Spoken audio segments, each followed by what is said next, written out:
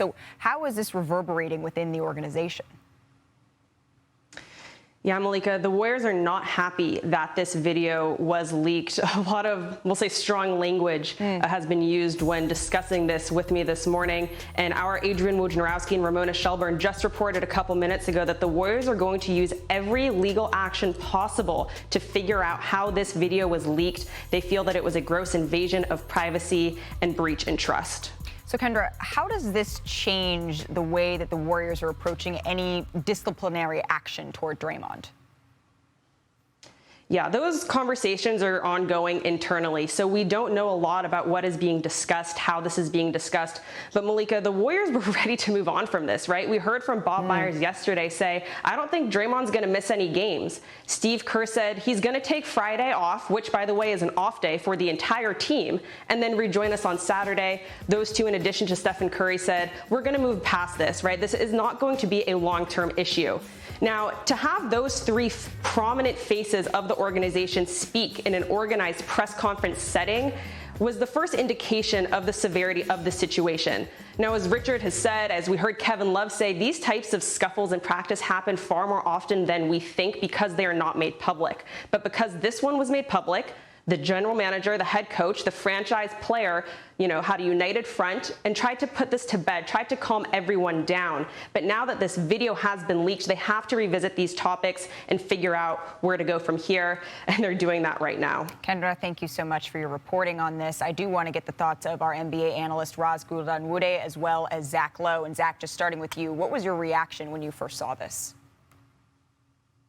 Well, the video is shocking, and hovering over all of this is the drama and uncertainty of Jordan Poole's contract extension and Draymond Green's contract extension. But look, the Warriors have dealt with this kind of thing, less severe versions of it before. And it's hard to imagine a better group of leaders to kind of soothe the situation than Steve Kerr, Steph Curry, Bob Myers, Andre Iguodala.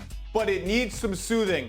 In talking to people with the Warriors today, there was shock this morning when the video came out. Remember, it was early in the morning Pacific time when it happened. Yeah. Some of them woke up to their phones just going absolutely crazy. And I think there's probably some shock on Draymond Green's part that now the world sees what happens.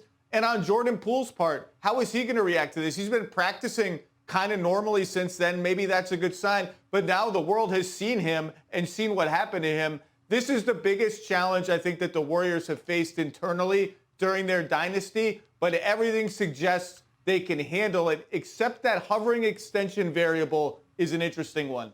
Zach, thank you. Roz, you were the sideline reporter for the Warriors from 2014 and 2018, and we were talking about the duality of Draymond this morning in our newsroom, where the fire that he has, oftentimes it's what lights the Warriors and pushes them. But how do you assess that balance here?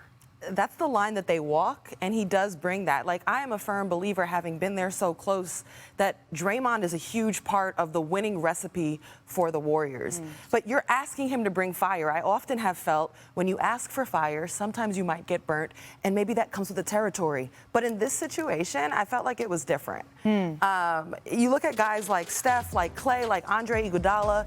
They've put in years of sweat equity, blood, sweat, and tears, time in the trenches together. They have seen on multiple occasions Draymond get out of tricky situations like this before and win the team back. Yeah. And maybe that's why they're able to meet him with more compassion in this situation.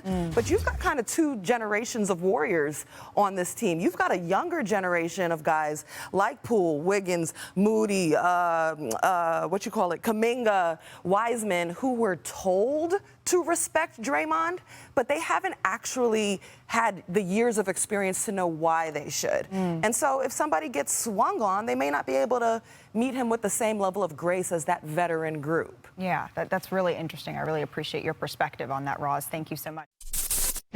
Thanks for watching ESPN on YouTube. For live streaming sports and premium content, subscribe to ESPN+.